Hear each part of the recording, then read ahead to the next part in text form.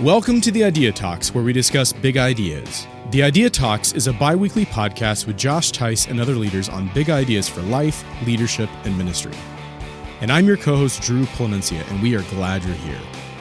For more information on this podcast, visit ideanetwork.church. The big idea for this episode is mentoring the next generation of deacons and pastors and lay leadership in your own local church. We're talking about mentorship. Hey man, this is the part of the episode where we're supposed to advertise my book. All right. So what do you think we should say? I don't feel bad about it. It's not a shameless plug. It's literally your book. You've put a lot of work into it. That's a good point. So you need to pick up a copy. And hey, here's the thing. If you buy a copy and you didn't like it, Right. Drew said he'll pay for you to ship it back. It's not what I said. At least an In-N-Out burger. I'll ship to them. You'll ship them. If it's on the East Coast, In-N-Out. it'll be all spoiled, but it's fine. Hey, I'm in this book too. You are. You're actually in this book. And I say some things that people don't know about you. It's going to be great. I tell some stories. All right. Are you? Where can people find this book at? Oh, that's right. And what You it's can find called. it. Okay, so you can pick up this book. Right. It's called The Quest for Friendship. Quest for Friendship. Insert Galleon's music here. That I'll do really in is what post. it Yeah, it's really gonna is happen. what it is. Right. It's happening right now. It's The Idea Network publishing arm of our network has produced this awesome resource, and I really do appreciate it. It's exciting. It really is a discussion of friendship, and I want you to pick up a copy at ideanetwork.church in the shop tab. It's the very first resource at the very top. You can pick it up, and if you put in the promo code free shipping is yours. all right. Yeah, There it is. Go do it now. The Quest for Friendship.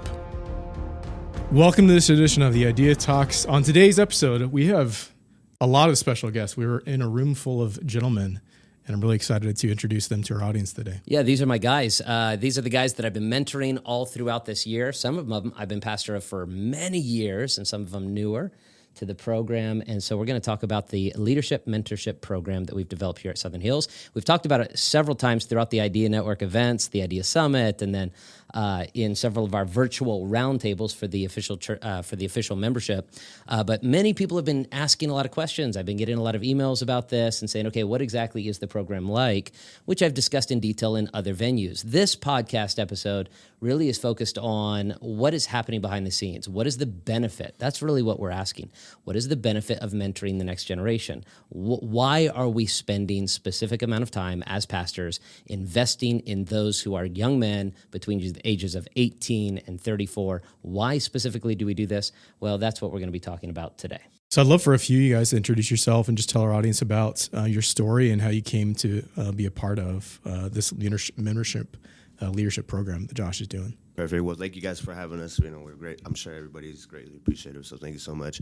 My name is Bo, and I've been coming to Southern Hills since October 2018. I actually got saved that same month by Pastor Josh. Yeah, man. So- Hey, that was great. We're sitting at a Starbucks, right?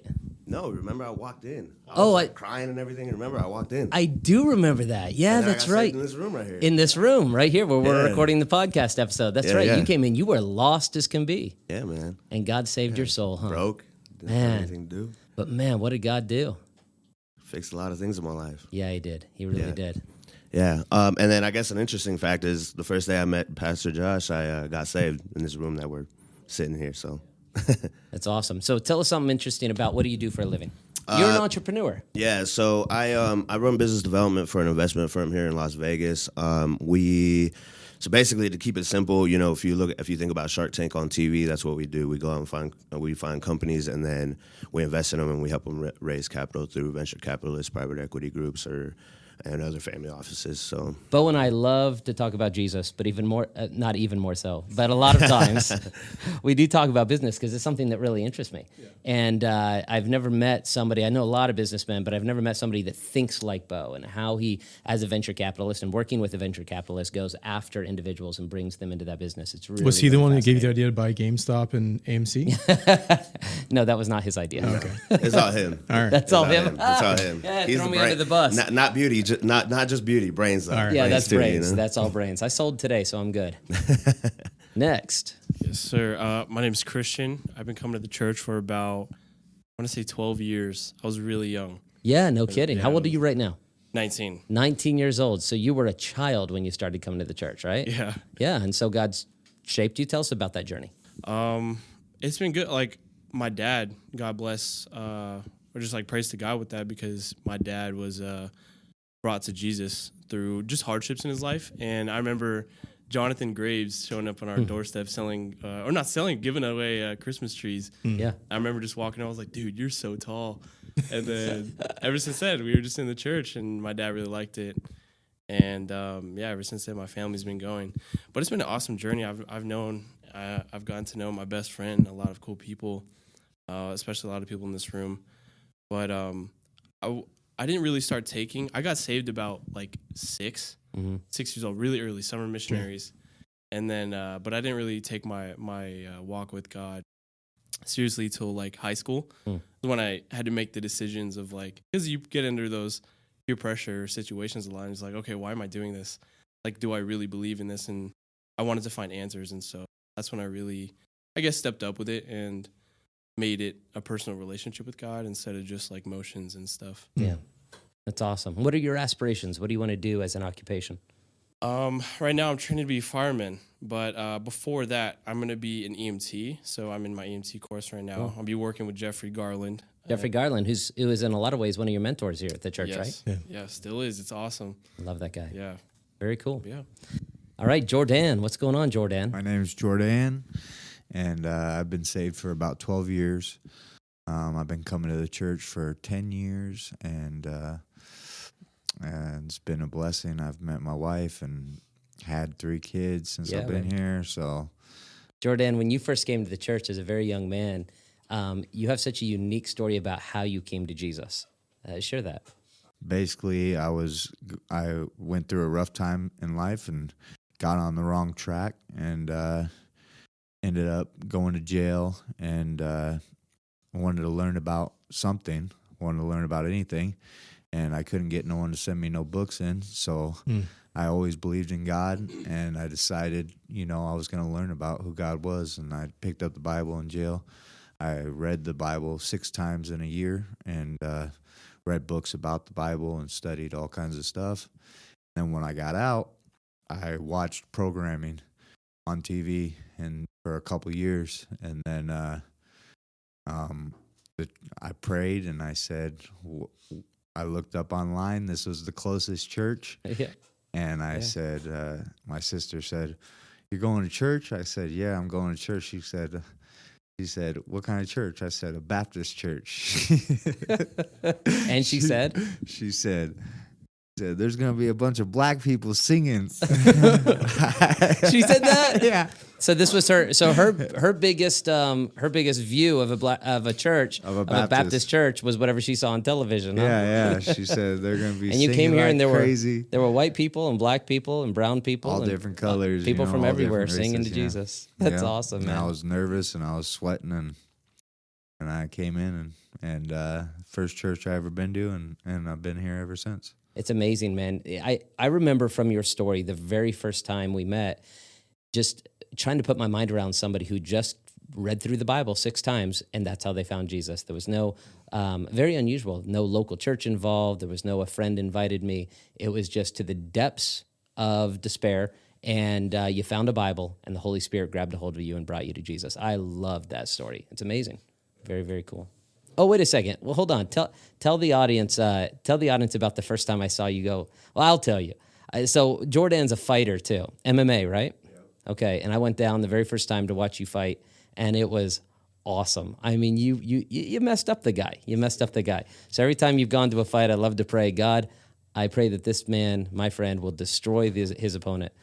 Not that he dies. I'm always worried about the Apollo Creed situation going on. But man, that was awesome. All right, Wyatt. Hi, my name's Wyatt. I've been I got saved actually when I was younger. I'd say about 5 or 6. So it's been a while now. It's taken me a while to take my walk with Jesus seriously.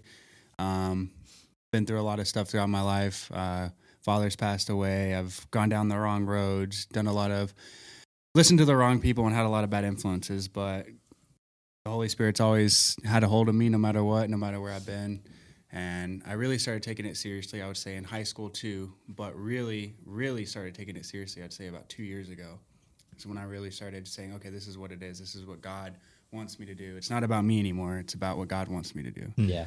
And thankfully, I found this church, and I've been going here. I actually started going here about 8 years ago, fell off, and then I started coming back this year, and it's changed my life. Just having Josh as a mentor, I know that's a very important thing, to have a good, godly mentor in your life, and just having him right by my side and seeing him teach all these young men, and it's been a true blessing. So. And you just got married, man. Talk about Yeah, I that. did. You just got married on Sunday. Yes, I got married to the love of my life this Sunday, actually. I got the honor of Josh being able to marry us, which was a true blessing. And it was wonderful. It was a small ceremony, just what I wanted for now. Something, because that's all that matters. It was beautiful, man. It was beautiful. Yeah, that was awesome, man. All right, my man, Vinny. Hello, everybody. My name is Vinny.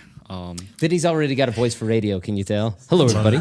My name is Vinny. We're working on it. So, I'm 18 years old. I just graduated high school. I'm class of 2020. I'm going to this church, Southern Hills, for, I want to say probably 13 years. Sounds like 5 or 6. Just like Christian, though, I'm right there with him. I didn't take my walk with God seriously until probably about the age of 15.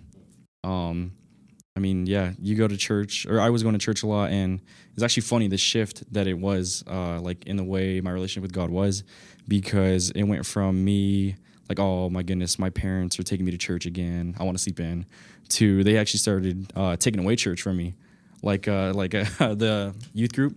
They'd be like, oh, if you don't do your dishes, if you don't do your chores, you're not going. And I'm like, okay, shoot, let me go get it done. So Wait, you really felt that way? Yeah, like actually. Okay, I almost thought you were like sarcastic, like, oh no, you're taking away church, but for real. No, like I actually was like, I gotta get my stuff done.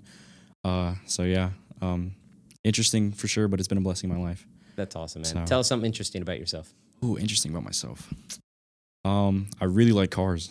Yeah, you I do. Yeah, follow like the your older Instagram, cars, right? Japanese cars, stuff like that. I'm in real estate school right now. I'm trying to get that done so I can become an agent. Yeah. Yeah. You would do great for that, man. Thank That's you. awesome. Thank you. All right, and our man Abram. Hi, my name's Abram. I got saved about 12 years old, and I didn't really start taking it serious till I was about after my first marriage, when I came close to God. Yeah. And Abram, how old are you? 24. 24 years old. And when you say your first marriage, that means you were married by what point and divorced at what point? Yes. Say 2 years ago. Yeah. Wow. Yeah. I came to this church, and it's been the best thing ever since. Yeah. And God's been guiding me, the right way. He took me out of the wrong path, and and something interesting about me is I'm a boxer. Yeah, you are a boxer, which I'm looking forward to going to your fight, which is when? Soon. Hopefully soon. But by the time this podcast episode's out, you've already fought and beat the guy. It's going to be awesome. Beat him to a bloody pulp. It's going to be great. And another cool thing about you, from the marriage, which did not last, God gave you the most amazing gift, didn't he?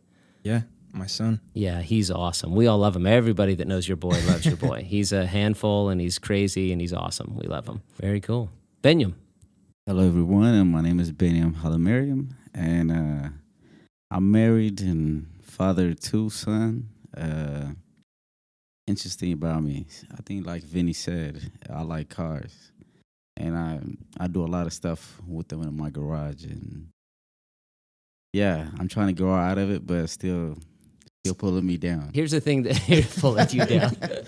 It's an expensive hobby. You, me, and Jordan are starting to get older, right? So at some point we have to give up these things. But you've got style that I think is going to last the rest of your life. You always look good. You always dress sharp, which I always appreciate because I look good too. Thanks. Yeah. Hey, we gotta stay.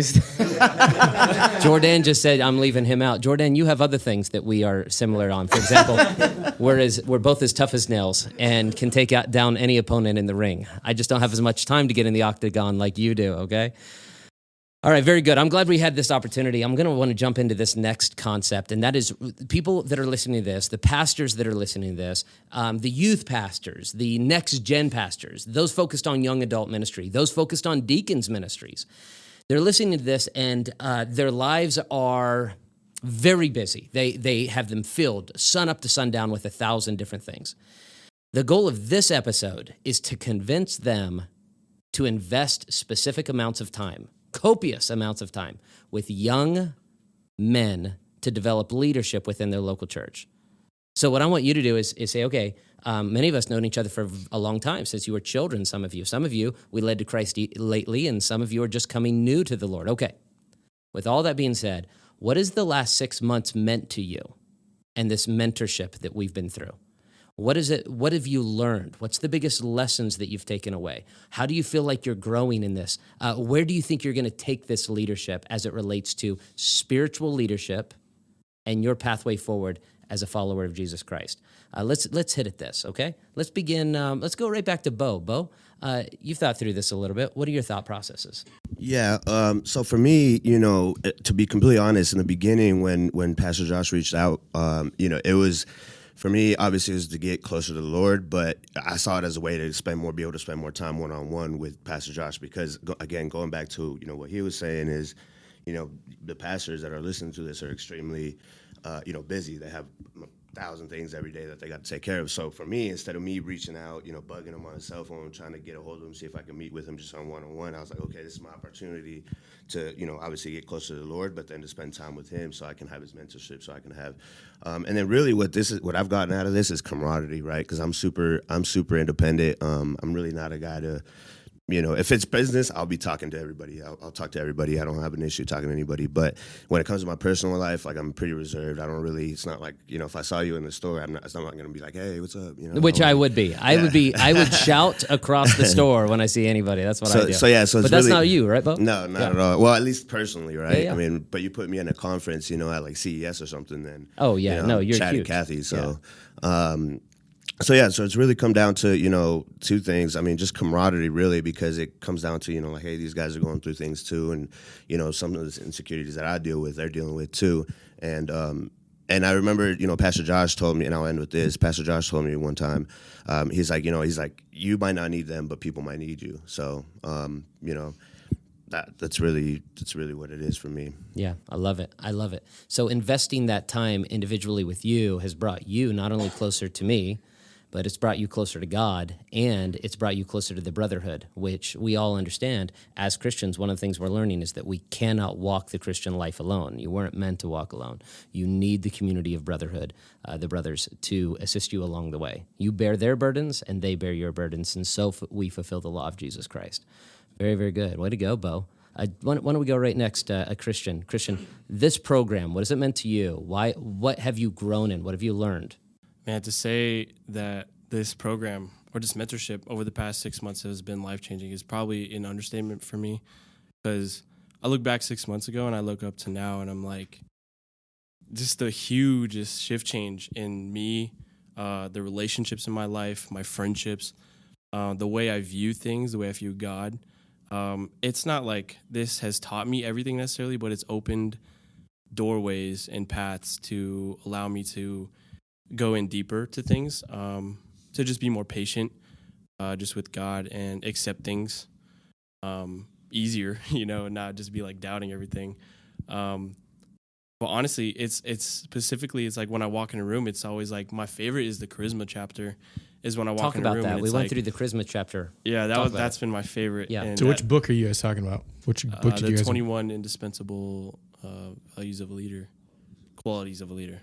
Sorry, but so the charisma chapter, and now it's like when I walk in a room, it's like, okay, who can I just be there for? Who can I help uplift? I'm not here for me. I'm really here to just glorify God, and that's what he would do. He would help other people. He would show his love, and so now I've realized it's so simple. What I live by is just to know God and to make God known, and so that really simplified things in my life to just be able to, really just glorify God. My daily life. I love it. I mean, I love that chapter specifically because we get this idea that charisma is some sort of a personality trait that people have, and it's not. It's a decision to put other people ahead of you. It's a decision to put a 10 on their forehead and say, that person is more important than me. That person is the most important person in the room. Let's spend time. And man, that's a good chapter. That was a good chapter. I'm glad you brought it out. Hey, let me ask you this as a follow-up, Christian. The requirements to be inside of this program, I laid it out ahead of time. Back in December, I met with each and every one of you. We had a group meeting, and I said the requirements are going to be pretty stern. And then a lot of people, there were some who said, I'm not going to be able to do it this year. I'm not going to be able to do it. And then we've had a few, kind of very few, much fewer than I thought, that have dropped out of the program. Talk about the requirements and why they're not too much for you. Let me share what the requirements are. And because sometimes a pastor might be like, man, if I do this, will they ever show up? I mean, should I make it strict? I tell them, lean into it. Give high requirements and tell them if they don't follow these things, then they're out. And here they are. You must have a desire to go deeper with Jesus. You must attend weekly church services every Sunday. You must sit in the first 2 rows. You must read your chapter. If you don't read your chapter and you come into the meeting, what do I make you do, Christian? Make us go in a different room and read it. Yeah. I dismiss you. And then you read it. It takes a couple minutes, and then How you many come back times in. did that happen? It's happened a couple times, right? But very few times, very few. Because it doesn't take that long. Normally, guys are in the car reading it before they come in, so that works. I know how it works. Number 5, you must attend biweekly meetings. If you don't attend, you're out. You must learn to pray silently and aloud. I make everybody pray. I want everybody to learn to pray out loud and silently. You must be honest with me, and you must be honest with one another. So we try to make those requirements pretty stringent. What would you say, Christian? Do you think that's problematic, putting these kind of high requirements on a program like this? Absolutely not. To be honest, it actually challenged me. First, I want to start with, I'm actually really glad you put those requirements, because it really allowed me to be like, to just take a step back and realize, like, okay, am I doing these things already? And if not, what can I change? The biggest thing was every single church, first 2 rows too. I really love that, because now it allows me to just kind of get a whole view of the audience, and it's like, oh, I don't even know that person, so I can go talk to them after, or just like older people.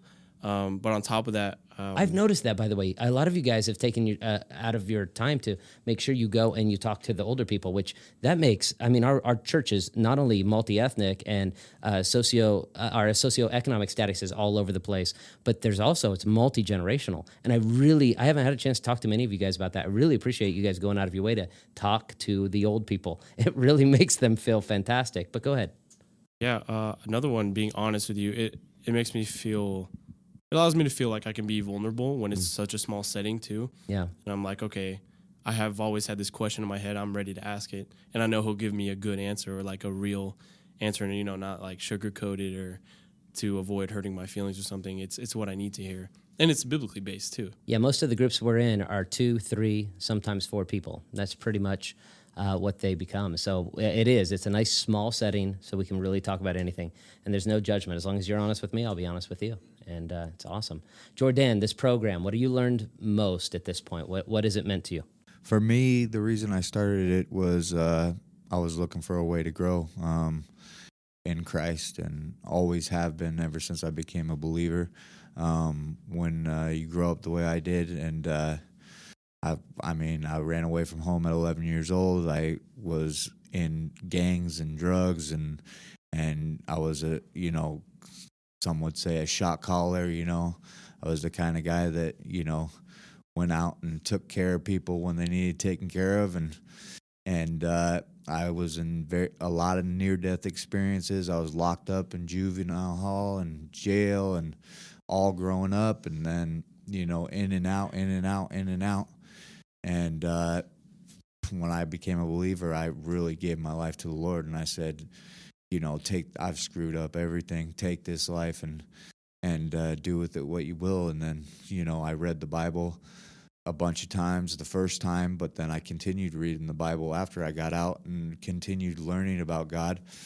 When you read the Bible that many times, you know the stories, but sometimes you get to a place where you feel like you ain't growing anymore. And so I've always been looking for ways to grow, and I feel like this program has taken something where I was at a stunt in my growth, a place where I was stunted in my growth, not feeling like I was going anywhere, even going backwards. If you're not moving forward with God, then you're moving backwards a lot of times. I feel like it's made me move forward again. I love that. One of the side effects I've noticed of this program too is that God has allowed some of the younger guys to get to know, and they're all relatively young. Some in our audience would admit 18 to 34 is young, but has allowed some of our younger guys, like Abram, who's a boxer, to get to know you, who's 10 years his senior, and 10 years down the road in life, and 10 years down the road in following Jesus. And for me, I strategically and intentionally say, man, I want you guys to meet. I don't want, here's the thing that I want as a pastor. I don't want everybody just following me as I follow Christ. I want them following you. That's the goal, to create in you the spiritual leadership heart, so that we have hundreds of people following all of you to Jesus Christ. So now, even within the group, what's been really cool is some of the older ones in these groups, I've been able to say, hey, look, I need you to help get to know these younger ones and help mentor them and help be there for them. And some of you younger guys need to look at guys like Ben and Jordan and say, man, whenever they're going through something, when you're going through something, go to these guys and talk to them as well. It's really good. Keep going, Jordan. So I think this group has given me a lot of confidence. A lot of the things that I did when I was younger, I felt guilty for, and I had to let a lot of that stuff go and move forward with God. Also, it's made me be consistent and showing up every week.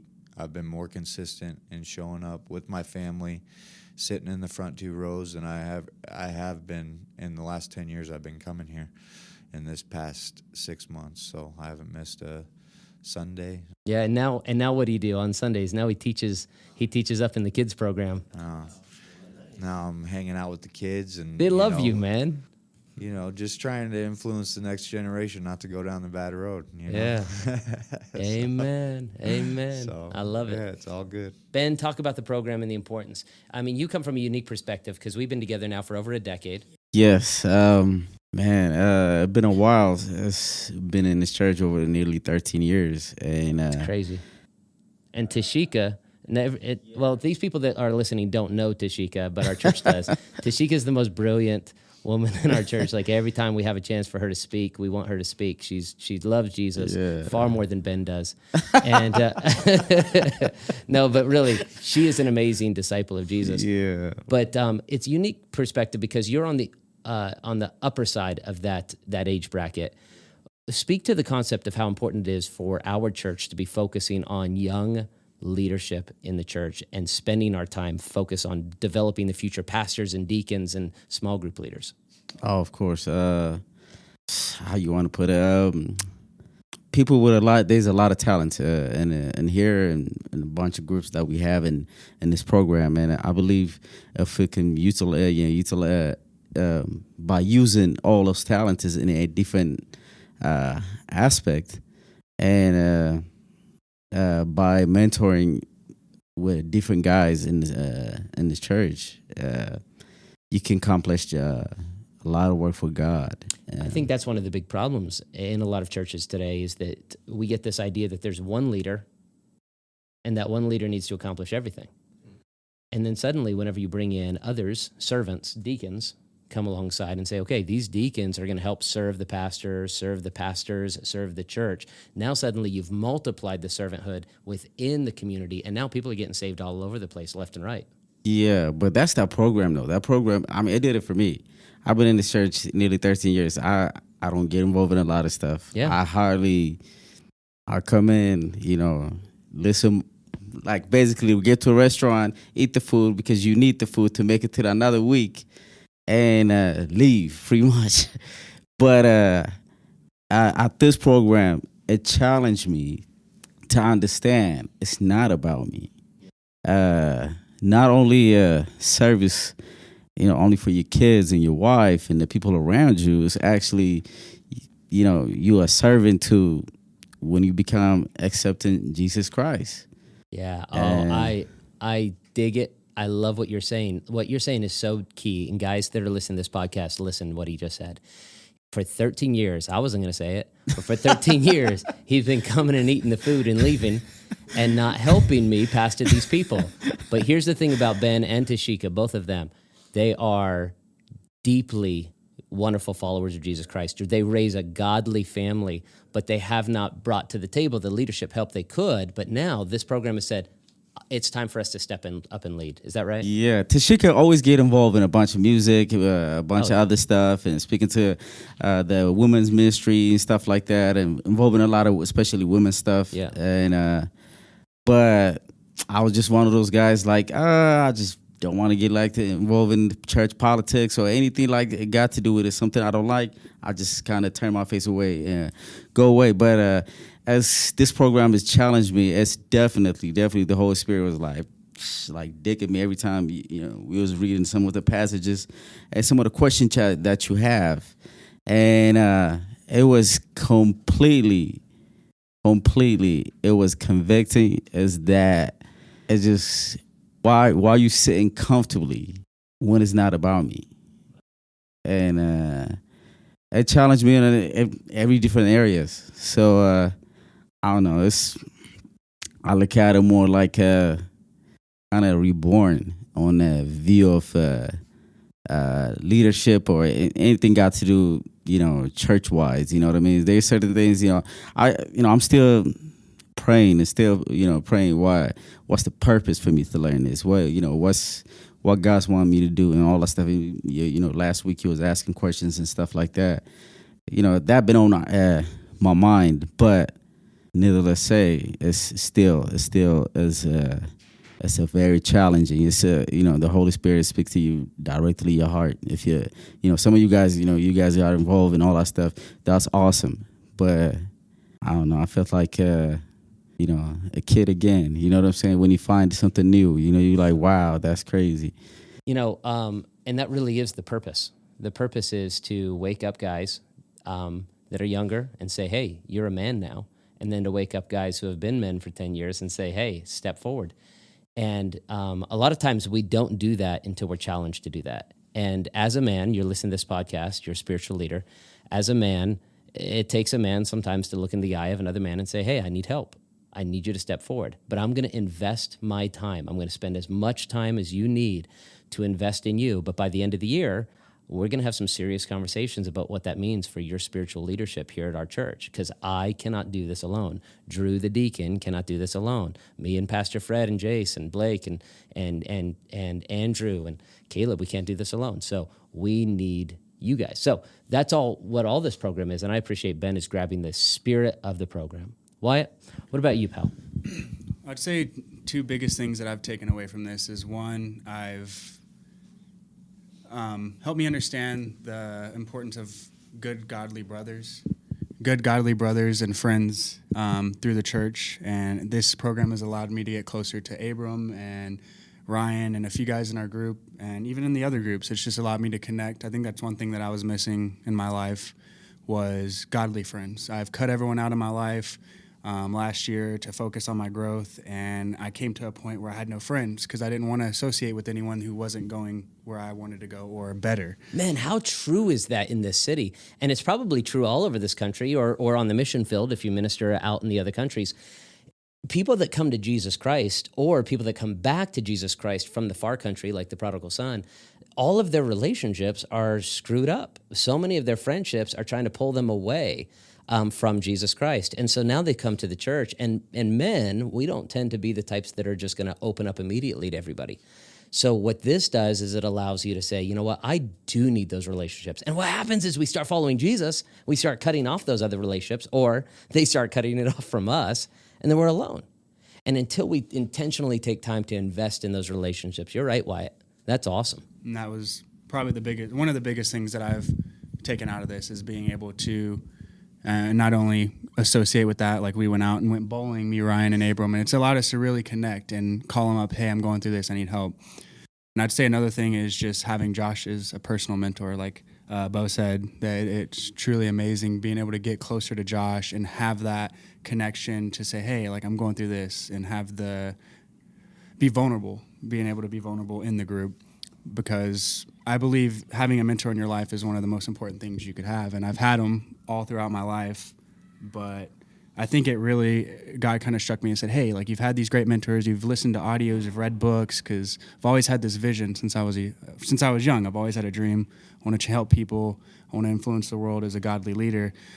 And I think God was saying, hey, you can't do that unless you have a godly mentor. And I've had great mentors, but not a godly mentor. So I think that's one thing that has really, really changed my life. Yeah. That's awesome. I love it. I love that you're learning that, Wyatt. And I feel a word to say to you, and that is, one day, not only are you finding that mentor, you will become that spiritual, godly mentor for many, many people in the future. I believe that. Vinny, if there's a lesson that you're really learning from this program, if there's something halfway through, and right now when we're recording this, by the way, we're about halfway through the program for the year. About halfway through, man, something that really hit me, something I'm really learning in this program is what?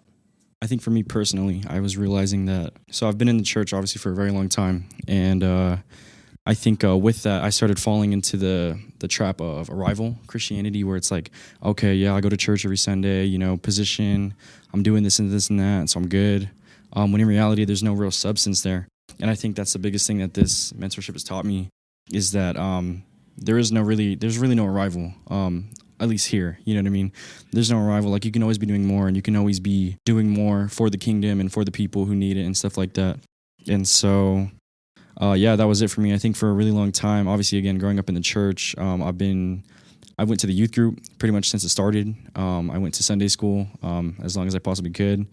And so everybody knew me. A lot of people knew who I was. But again, like pretty much a lot of the other people in this group have stated already, there was no openness, there was no vulnerability, and especially when a lot of people know you but don't really know you, you tend to like subconsciously just disconnect, and then it becomes, again, like also Christian said, like you're going through the motions. So this group has been an answered prayer for me for sure. Literally right as I graduated, not only from high school but from the youth group, which again, like I was seen as like a leader in there. It was kind of like draining, because it was getting to the point where I was filling up a lot of other people's cups, but I didn't really feel like mine was being filled. And so to be able to be put back in the position, kind of, I guess you can say, at the bottom, where instead of answering everybody's questions, you get to have yours answered, and you get to have the open conversation with the people, like Bo said, like people who are going through the same things as you, have the same insecurities and stuff like that, same struggles. I think the devil lies to us and tells us all the time that you're alone and it's only you. Nobody knows what you're going through. When in reality, that's probably the farthest thing from the truth. Yeah. So. Yeah, and the guys listening to this, these pastors, they're looking out to dozens, hundreds, maybe thousands of people, and they think to themselves, or they know the people that could connect, but the reality is those people all think they're alone, and there's so many connecting points. We just have to intentionally get them together. I love that. The most thing I've learned from this mentoring was honestly, even before the mentoring, when I came to this church, I never, I've always been to churches and never found the good one, never felt that love. But in this church, I feel the love, you know what I mean? I don't feel judged, and then joining this program, it honestly taught me how to be a good dad to my son, because honestly, when me and my son, we didn't have a good relationship, but now, he's changed. It's like night and day. Like Miss Kelly from the church said, she told me Sunday, he's like night and day now. Because back then he was beating up kids. I had to get up out of the service. I couldn't enjoy the service. Like father, like son, right? Yeah. And he's going in there. He was boxing inside of nursery. How old is your son? He's 2. He'll be 3 in August. Talk about that struggle, about what it was like trying to put your baby in the nursery, and then what we talked about. Well, Pastor told me never to give up, and I wasn't going to give up. Even in the middle of a service, in the beginning of the service, you saw me get up, and I had to get up, bring him in, and then God told me, get him an iPad. So I got him an iPad, and that was the best thing that ever stuck. Now, if he gets in trouble, which he hasn't gotten in trouble in a very long time in church, I bring him in with me, and he sits with me in the front, like how we said we have to sit in the front. He's good, and now he's even praying at night. I don't even have to tell him to pray. He goes to bed. He goes, Papa, pray, and he prays on his bed with me. Put him to bed, and And the awesome thing I want to share is that before I came to this church, really get connected to this church, my mom was coming here, and she kept telling me to come, and finally God told me, just like just go. So I went. I was like, what do I got to lose? You know what I mean? And I just got out of divorce, and I had a lot of trust issues with people.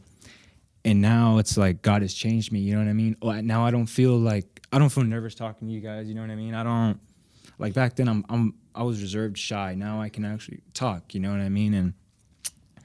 But like I was saying before, I came to this, when I actually got into the mentoring program, I was at In-N-Out Burger, and I was with my son, and I was gonna, and at the time I wasn't making good decisions, and I saw a homeless man, and I said, I'm gonna buy him a burger because I know what I'm gonna do with my money. I'm gonna get something that's not right. So I was like, who needs it more, me or him? So I went and got him that. I gave him the money, and I prayed.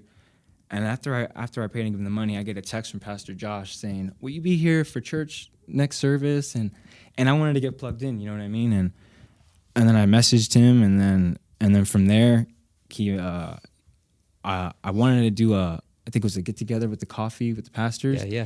And your sister told me he's booked, he can't. So I sent you a text, like a long text, and you're like, I'm actually free now, because she's like, he's booked for the past next 2-3 months. That's how it works. Yeah, she's like, no, you'll see him in September. And then when he said, she's awesome. I prayed about it, and then when I sent him that text, he texted me back, and then he said, I actually have one more spot in my group. And then you put me in the group. Yeah, you were the last one in the mentorship program, weren't you? Yeah, I was. And honestly, I thank God for bringing me to this church and just bringing me to this program. It's taught me how to be a good dad, how to be a good son, and honestly, how to be a good friend as well. Cool, man. Well, we love having you guys. It's awesome. I do have this question, and maybe you can help. The church right now is losing 18 to 25-year-olds in America. When I talk about the church in America, I'm not talking about the rest of the world, specifically here. Why? Why are we losing 18 to 25-year-olds, and how can we get them back?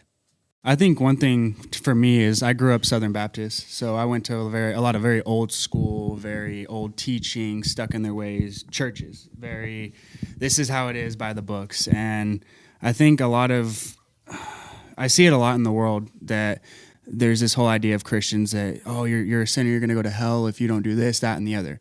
And I think the reason why we're losing a lot of younger people is they're already kind of on a fine line of either following Jesus or going the complete opposite way. And I think they come to these churches, and these pastors are very judgmental. Not only the pastors, but more the people of the church. That's what I found, that, like you said, it was very hard to be open and vulnerable because you feel like, oh, they're going to judge me because I watched porn when I was younger, or I did this when I was a kid, or whatever the case is, or I had kids before I was married, whatever it is.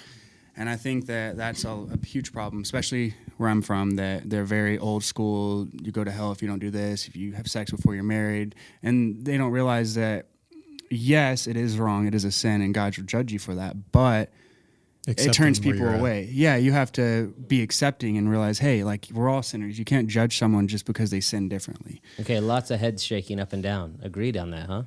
Okay, and it's hard because I see that even friends that I know now, they're like, oh, I don't know, I went to this church and they said this, and I'm like, and it's hard because there is a lot of churches that are very. So what you're saying is, at first you need to be able to say to people, look, you're accepted here because we're all sinners, but this is how God can change us. Because every single one of your stories is, God changed me. God changed me. So there's some people that hear that and they think, man, well, we don't want to tell people that God accepts sin. No, we don't accept sin. Neither does God accept sin. But Jesus, when he was here, always accepted the sinner. And then the sinner never left the same. They always changed.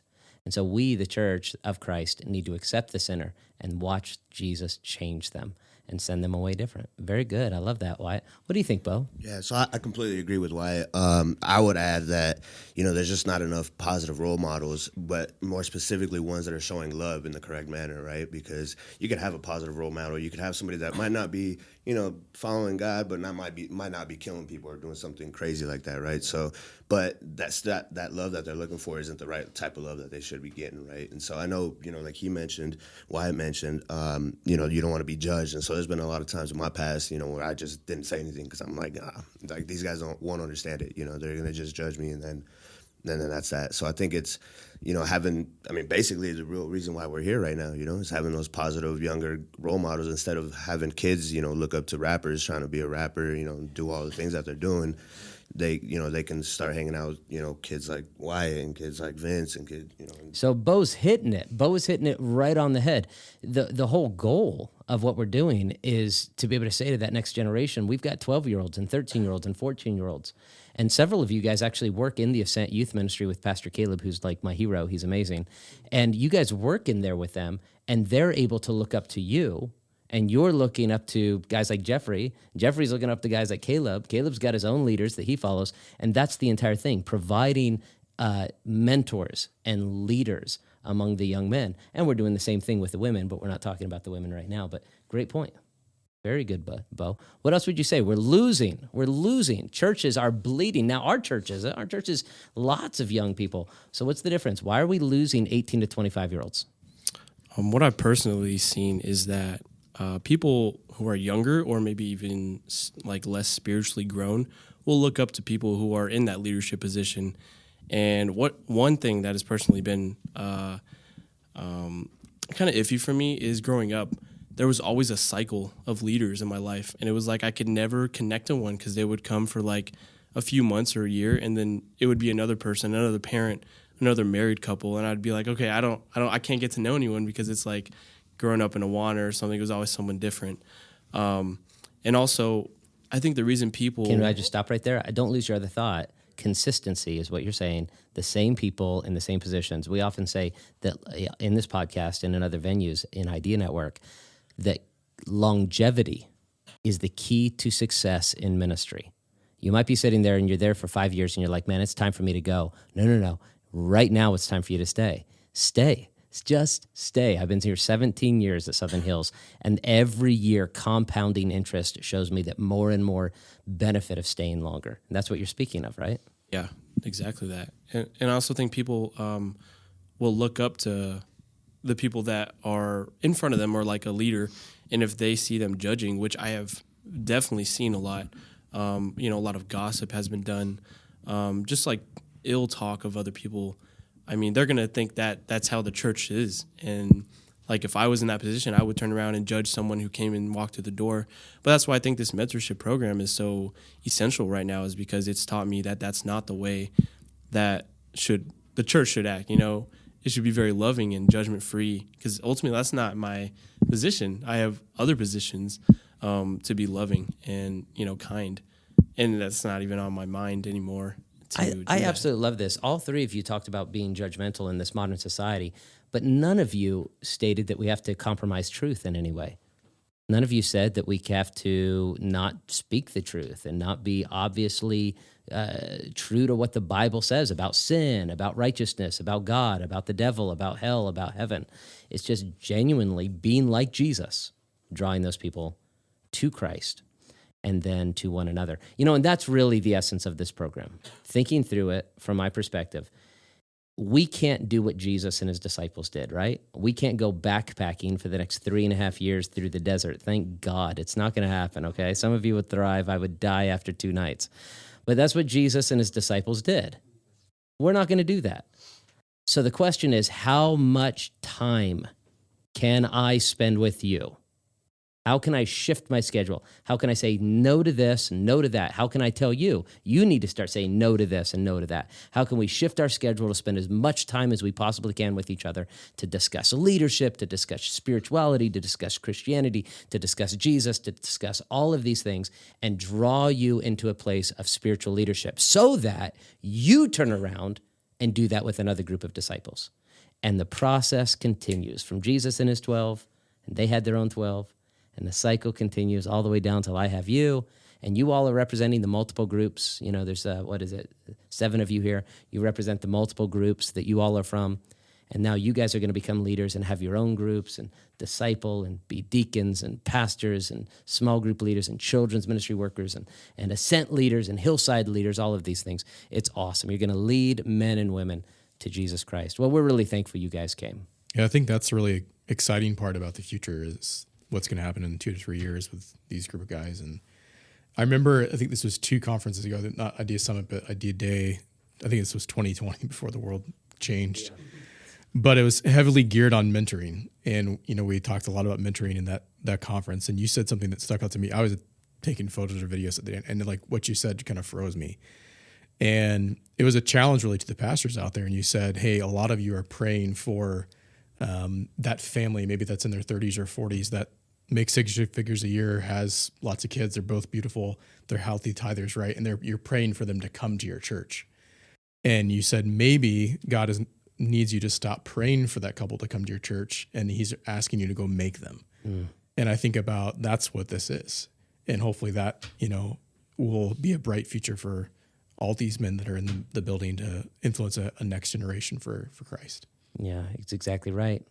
Wyatt, you're about to leave just to do just that. Instead of us waiting for people like you and Deanna to come to our church and minister, now we are sending you and Deanna, and you're going to Phoenix. And you're going to be Albuquerque, and you already have several contacts of churches that you're going to go in. And I'm going to be out there on a Friday, and I'm going Saturday to meet with the pastor, and then whatever church, I don't care what it is, I'm going to church on Sunday. Because that's one thing that's back to the rules that he set for this leadership thing is I haven't missed a Sunday since. There's been a couple that I was 30 minutes late, but I never missed. I even said, even if I'm there for 5 minutes, at least I showed up. Yep. Better so late that's the than first not. thing I'm going to do is make sure I'm plugged in, and maybe who knows what God has planned for us. I'll tell you right now, sit down with the pastor and say, hey, I'm a leader. I want to help lead. Exactly. Whatever I can do to help, I'll be here. It's going to be awesome. Thanks so much for listening to today's Idea Talks. If you would like to reach out to us, drop us an email at joshtice@ideanetwork.church. If you benefited from this podcast, we ask that you take a moment to show your support by subscribing, rating, and reviewing the podcast on iTunes. Thanks again for joining us, and we will see you right here again at the Idea Talks podcast.